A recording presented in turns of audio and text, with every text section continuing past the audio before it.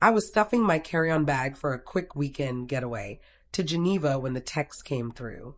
Hi, honey. Your dad and I are planning a low-key Thanksgiving this year. Just us, Clara, and the twins. Hope you get it. I scanned it twice, then placed my phone on the sleek countertop of my Pelio loft. The edge of my lips twisted into a mix of a smirk and a sigh. Not shocked, just accepting. I'm Isabella Lane, 35 years old, and I've come to terms long ago that in my family, I'm a side note, a quiet shadow behind Clara's glow. She's the younger sister, the flawless one. Wedded with 2 kids, a classic colonial home in Connecticut, and a spouse on 3 corporate boards. Meanwhile, I launched my own interior architecture business from nothing, snagged national honors, got spotlighted in 2 design publications, and still, Mom only cared to chat about Clara's revamped kitchen backsplash. Sure, Mom. Have your peaceful Thanksgiving, I texted back. My hand stayed calm, even as a sharp pang stuck in my chest. But if anything, their note solidified a reality I'd silently claimed. Back in September, I sealed the deal on a renovated farmhouse in Stowe. White clapboard, cedar beams, encircled by birch trees and a line of snow-capped mountains. 8 bedrooms, a stone fireplace, and a kitchen built for echoing laughter. I wasn't facing the holidays solo. While my core family slipped into picky quiet, my picked family had always stood by me. Aunt June, who hooped at my high school art exhibit. Cousin Leo, who video called me from every fresh city just to share the vibe with me. And my closest friends, folks who never required an excuse to appear. I reached out to them all. The replies flooded in.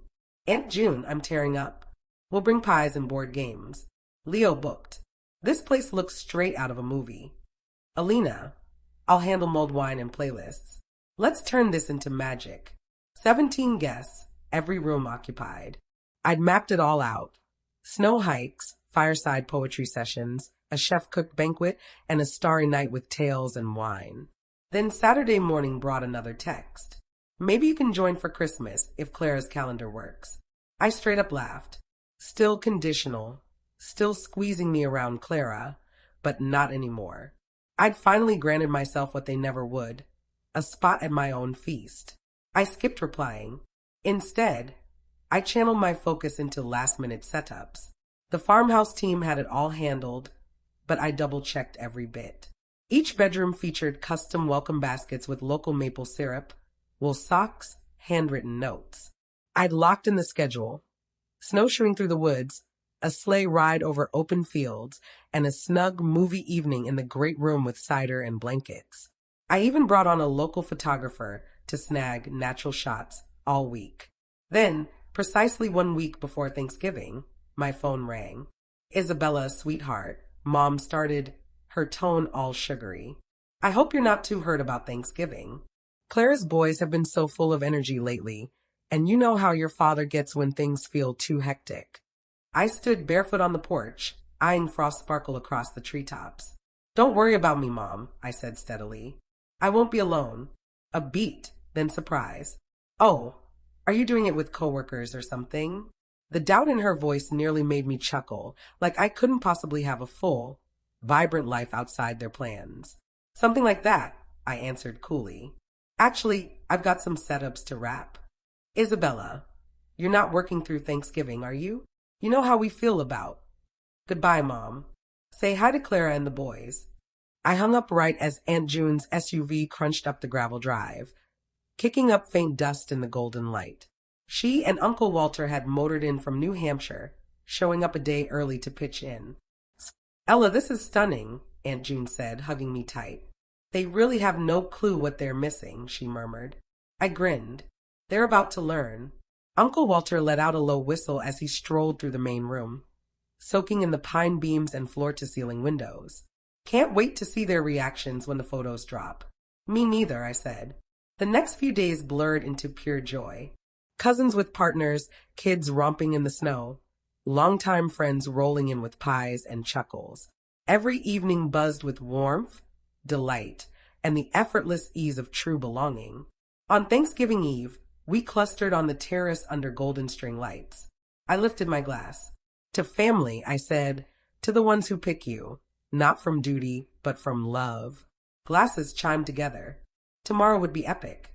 Not only for us, but for those who opted out. What my parents didn't realize was that their subdued Thanksgiving was about to get a bit louder. Once they spotted what they'd skipped, Thanksgiving morning at the farmhouse exceeded every vision, and then some. The aroma of fresh cinnamon rolls blended with the rich savor of roasted turkey, rosemary, and sage wafting from the open kitchen. Our private chef, a food wizard from Burlington, had whipped up a spread merging rustic Vermont flair with holiday classics. Maple glazed root veggies, cranberry bar tarts, wild mushroom stuffing, and spiced apple cider simmering by the hearth. Laughter bounced through the timber-framed house. My young cousins dashed around the stone fireplace, squealing in glee. The dining table, edged with flickering candles, handmade pine cone garlands, and twine-tied cloth napkins, resembled a magazine feature. My phone pinged. A text from Clara, "Happy Thanksgiving. Mom asked me to check if you're okay alone. We could FaceTime later if you're lonely." I glanced around. Aunt June and Cousin Leo were setting up the charcuterie board. My friend Alina ran the mulled wine station. Uncle Walter built snow forts outside with the kids, while others traded tales and giggles over board games. Lonely? Not even close. Thanks, but I'm swamped. Actually, enjoy your quiet celebration. I texted back, then tucked the phone in my pocket just as the photographer showed. He glided through the house like a soft witness, snapping the raw joy you can't fake. The genuine laughs, amber sunlight flooding the windows, steam curling from mugs in mitten grips. He flashed a preview on his camera. "These could grace a winter spread," he said. "It's pure magic here." Just after noon, my phone rang again. "Isabella's sweetheart," Mom said. "Are you sure you don't want to pop by for dessert? Clara's baking her famous pumpkin pie." I stepped onto the balcony, pine and roasted chestnut scents enveloping me. Below, Uncle Walter steered my little cousin down a snow-blanketed hill on a wooden sled. "Actually, Mom, I'm hosting Thanksgiving lunch right now. Can I call back?" A pause. "Hosting where? Where exactly are you?" "Oh," I said, "I bought a farmhouse here back in September." Silence. "You bought a farmhouse in Vermont. Why didn't you tell us?" I breathed out slow, watching wind rustle the pines. "Why would I? You've made it clear my life doesn't fit your idea of what counts." I peeked inside at the radiant faces, the loaded table, the glow. "Besides, I didn't want to disrupt your calm Thanksgiving. If you've ever been overlooked, underestimated, or silently crafting something unexpected, hit subscribe because the next part of the story, that's when the photos go live and everything shifts." "Who are you hosting?" Mom asked, her voice wobbling between confusion and shock. "Oh, just the family," I said lightly. "Aunt June and Uncle Walter, Cousin Leo and his whole group, Alina, Tara, and the rest of the cousins with their kids." I let the words settle, gentle but pointed. "Basically, everyone except you, Dad, and Clara." Silence. "Actually," I went on, "they've been here all week." I could nearly hear her breath hitch. "A week?" "Yep. We've done wine tasting, snowshoeing, baking classes, even strolled the village shops. It's been amazing." The pause on her side crackled, tense and brittle. "But they always come to our house for Thanksgiving." "Things change," I said softly. "Sometimes people head where they're truly welcome." "That's not fair, Isabella. We just wanted a quiet." "I need to go," I said, interrupting. The photographers lining up group shots, and Chef Elaine's plating the first course. I ended the call. A gentle knock sounded at the doorway. Aunt June slipped in, cheeks flushed from the chill, eyes sparkling. "Let me guess," she said, grinning wisely. "Catherine just figured out what she's missing." I nodded as she drew me into a cozy hug. "Good," Aunt June said, solid and certain. "Maybe next time they'll pause before locking you out." The rest of the afternoon played out like a dream. Chef Elaine delivered a 5-course spread blending Vermont farm coziness with upscale mountain fare. Maple brine turkey, truffle-stuffed mushrooms, butternut squash soup drizzled with sage oil, and a cranberry brioche bread, pudding that had even the kids begging for more. Each dish paired with hand-picked wines from the Champlain Valley. Laughter rolled over candle flames and toasting glasses. We ate under a canopy of twinkling string lights as the sky blazed in sunset hues of amber, plum, and coral. And in that instant, I wasn't dwelling on who skipped out. I was savoring who showed up.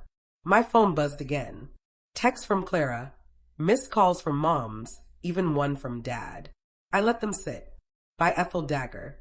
Instead, I tuned into Cousin Leo retelling a crazy tale from his band days, watched little Grace snag a third tart serving, chuckled as Nadia toasted without toppling her glass. The photographer drifted silently through it all, grabbing not just grins, but the deep feel of connection. Because this wasn't just Thanksgiving, it was ours.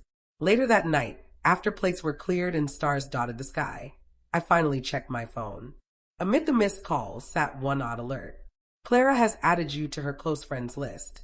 I smiled like the close friends who remind. I knew precisely what tomorrow held. As the photographer's pics spread across social media, as cousins shared reels of our snowy mountaintop Thanksgiving, they'd see it. All of it. But that was tomorrow's wake up. Tonight, I had something way better. A family who chose me, who chose to be here, who chose bonds over duty. Because that was what I was truly grateful for. The morning after Thanksgiving, I stirred to the scent of warm maple scones and muffled chuckles filtering through the frosted fir trees. Through the glass doors of my balcony, I spotted cousins clustering on the deck with steaming mugs while the kids tumbled through the snow, stacking forts and hurling snowballs over the shimmering meadow. My phone buzzed constantly. The photographer had sent the first photo batch overnight, and just as I'd figured, the posts were rolling, and they were stunning. One frame nailed our golden hour feast under glowing lanterns, mountain peaks outlined behind us. Another caught the little ones wrapped in scarves, racing sleds down soft slopes. There were raw shots, too. Wine glasses mid-clink, hands linked over the table, pure smiles, joy beaming from every image. June shared an album called A Thanksgiving to Remember, captioned, "When one door closes, another opens, sometimes in the Green Mountains." Thank you, Isabella, for showing us what family really means. Comments poured in fast from old neighbors, church pals, even some country club folks I hadn't chatted with in years. Most were sweet, some curious, but several sharp. Where are Catherine and Robert? Why weren't you at this, Clara? Clara called first.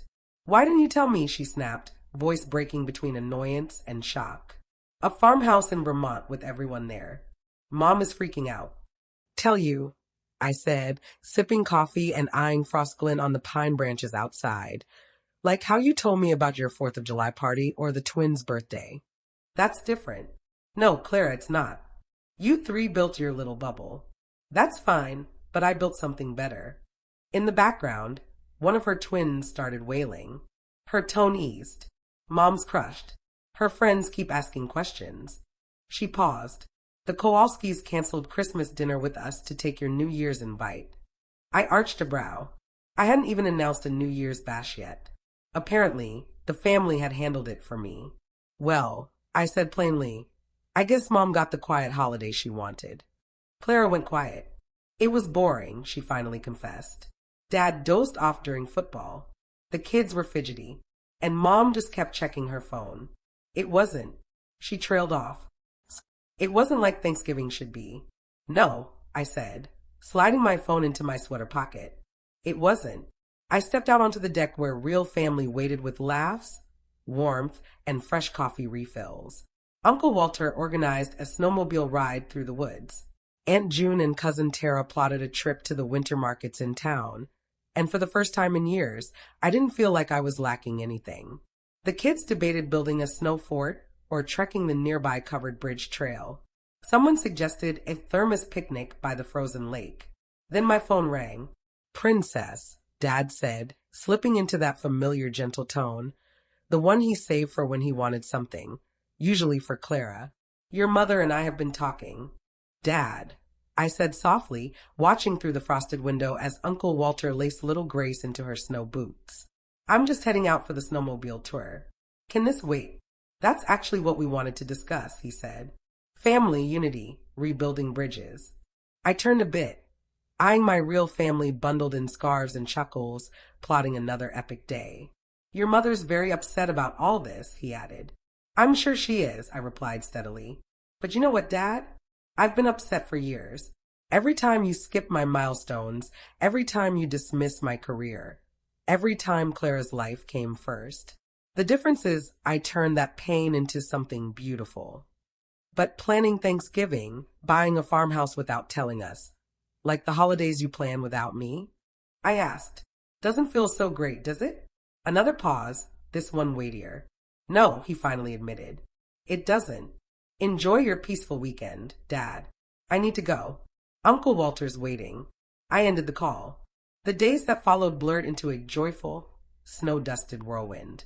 We snowshowed quiet forests, savored a fireside wine tasting at a local mountain vineyard, and learned spiced pierogies and Vermont-style venison stew from a Burlington chef who spun the best yarns. The photographer nabbed it all. Sled rides, snowball battles, game night arguments, radiant family dinners. Our feeds exploded, and so did my parents' phones. Where's this farmhouse? Why weren't you there? Isabella planned this. The daughter they pushed aside had suddenly become the talk of every chat. A week later, as cars rolled away and final hugs lingered, Aunt June squeezed me close. We'll try to snag in bites to Christmas, she whispered. I nodded. It's already set.